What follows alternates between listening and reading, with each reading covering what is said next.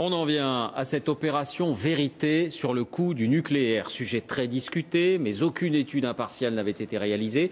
Eh bien, c'est chose faite puisque la Cour des comptes avait été saisie après Fukushima et que les magistrats ont rendu leur verdict aujourd'hui. Ils estiment que la France est à la croisée des chemins. Bonsoir Nicolas Châteauneuf.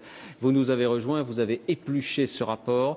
D'abord, à combien la Cour des comptes estime-t-elle le coût de l'investissement nucléaire depuis ses débuts ? 228 milliards d'euros pour l'atome civil David, recherche comprise, mais si on se concentre uniquement sur la construction des centrales nucléaires françaises passées et actuelles, c'est plutôt, David, le montant de 121 milliards d'euros qu'il faut retenir. Alors, cela paraît beaucoup, mais pour comparer, cela correspond à ce que la France dépense en 3 ans seulement pour ses importations de pétrole.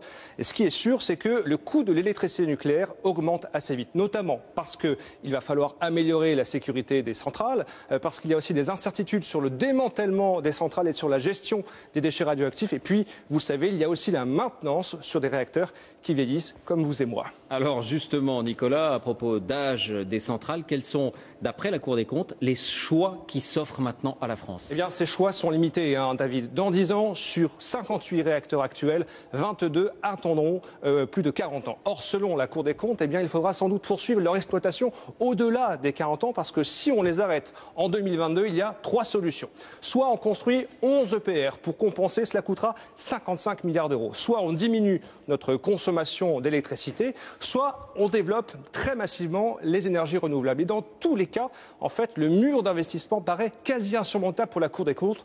Le rapport est donc clair. Pour la France, c'est vraiment l'heure des choix en matière d'énergie. Merci Nicolas pour ces explications.